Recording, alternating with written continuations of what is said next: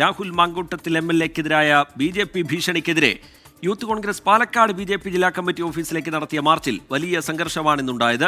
പോലീസും യൂത്ത് കോൺഗ്രസ് പ്രവർത്തകരും തമ്മിൽ ഏറ്റുമുട്ടി. സന്ദീപ് വാര്യർ അടക്കമുള്ള നേതാക്കളെ അറസ്റ്റ് ചെയ്ത് നീക്കി.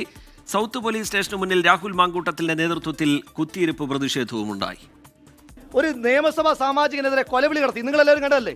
നേരെ എത്രയായാലും ഒരു കേസെടുത്തോ. ഇനി ആ വെല്ലുവിളിച്ചവരോട് പറയാ, ഞാൻ പാലക്കാടുണ്ട്, ടൗണിലുണ്ട്, തലയെടുക്കാൻ കൊതിച്ച് നിൽക്കുന്നവർ ഇങ്ങോട്ട് വാ, തലയൊന്ന് എടുത്തു കാണിര്. BJPക്കെതിരായിട്ട് ഒരാൾ കമാന്ന് രക്ഷം ഉണ്ടാൽ പാലക്കാട്ടെ പോലീസ് സമ്മതിക്കത്തില്ലെന്ന് പറഞ്ഞാൽ എന്നാ പിന്നെ ആ സ്റ്റേഷനിൽ നിന്നിട്ട് സംസാരിക്കാം.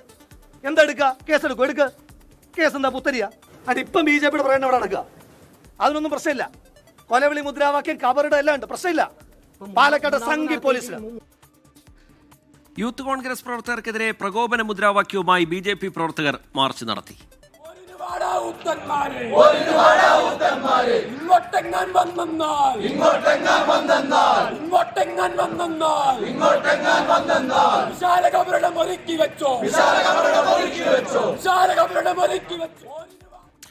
അശ്വിൻ പാലാഴി വിവരങ്ങളുമായി പാലക്കാട് നിന്ന് ചേരുന്നുണ്ട്. അശ്വിൻ, വലിയ പ്രതിഷേധം, പിന്നീട് പോലീസിന്റെ നടപടി, ലാത്തി ചാർജ്, യൂത്ത് കോൺഗ്രസ് പ്രവർത്തകരെ അറസ്റ്റ് ചെയ്ത് നീക്കുന്ന സാഹചര്യം, പിന്നീട് പോലീസ് സ്റ്റേഷനിലും യൂത്ത് കോൺഗ്രസിന്റെ പ്രതിഷേധം, അതിനിടെ BJPയുടെ ഭീഷണി മുദ്രാവാക്യം, വീണ്ടും പോലീസിനെതിരെ കോൺഗ്രസ് നേതാക്കൾ ഉയർത്തിയ വിമർശനം, ഏകപക്ഷീയമായി പെരുമാറുന്നുവെന്ന ആക്ഷേപം.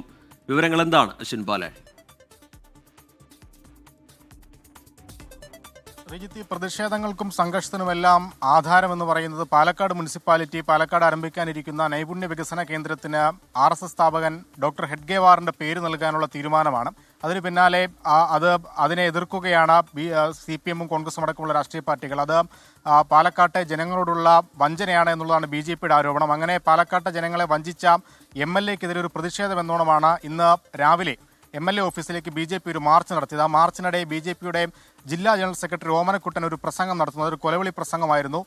രാഹുൽ മാങ്കൂട്ടം MLA-യുടെ തല വെട്ടിക്കളയുമെന്നുള്ളതായിരുന്നു ആ പ്രസംഗത്തിലെ ഏറ്റവും പ്രധാനപ്പെട്ട വിവാദപരമായ ആരോപണം. ആ ആരോപണത്തിന് പിന്നാലെയാണ് BJPയുടെ ജില്ലാ കമ്മിറ്റി ഓഫീസിലേക്ക് യൂത്ത് കോൺഗ്രസിന്റെ മാർച്ച് നടക്കുന്നത്. ആ മാർച്ച് പോലീസ് തടഞ്ഞു. പിന്നീട് അത് ലാത്തി വീശലിലേക്ക് പോകുന്നു. ഉദ്ഘാടനം ചെയ്ത സന്ദീപ് വാര്യർ അടക്കമുള്ള ആളുകളെ പോലീസ് അറസ്റ്റ് ചെയ്ത് നിൽക്കുന്നു. അവരെ അറസ്റ്റ് ചെയ്ത് നീക്കിയതിൽ വീണ്ടും ഒരു സംഘർഷം ഉണ്ടാകുന്നു. അങ്ങനെ MPയുടെയും അതായത് ഷാഫി പറമ്പിൽ MPയുടെയും രാഹുൽ മാങ്കൂട്ടം MLA-യുടെയും പേഴ്സണൽ സ്റ്റാഫ് അടക്കമുള്ള ആളുകൾക്ക് പോലീസിന്റെ ക്രൂരമർദ്ദനം ഈ ലാത്തിചാർജിനിടെ ഉണ്ടാകുന്നു.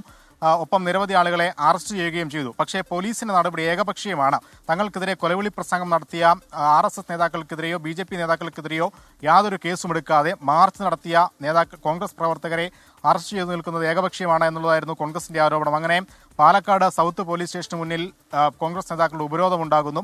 അവിടെയും സംഘർഷം അവസാനിക്കുന്നില്ല. വീണ്ടും സംഘർഷം, ചെറിയ തോതിലുള്ള സംഘർഷങ്ങൾ പൊട്ടിപ്പുറപ്പെട്ടു. അവസാനം പാലക്കാട് ജില്ലാ പോലീസ് മേധാവി സ്ഥലത്തെത്തി കോൺഗ്രസ് നേതാക്കളുമായി ചർച്ച നടത്തി. അവരുടെ ആവശ്യങ്ങൾ ഇത്രയുമായിരുന്നു: BJP നേതാക്കൾക്കെതിരെ നടപടിയെടുക്കണം, ഒപ്പം ഈ മാർച്ചിനിടെ യൂത്ത് കോൺഗ്രസ് പ്രവർത്തകരെ മർദ്ദിച്ച പോലീസുകാർക്കെതിരെയും ഉചിതമായ നടപടി വേണമെന്നുള്ളതായിരുന്നു രണ്ടാവശ്യങ്ങൾ.